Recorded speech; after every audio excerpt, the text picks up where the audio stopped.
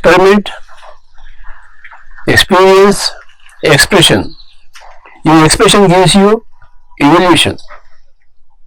If you suppress it, if you don't speak about it, if you don't think about it, if you don't give expression to your experience, you will not take the next step of evolution. That's why in our meditation sessions, after the meditation you say, hey, express your experience. What happened to you? No, I have seen some colors.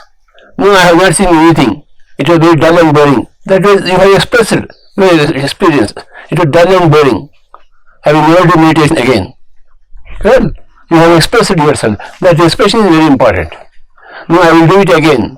It was so very wonderful. Okay. Tomorrow will you teach me again? Will you make me do meditation again? So you have expressed. Whenever you express, you take a level in evolution. You take the next step in evolution.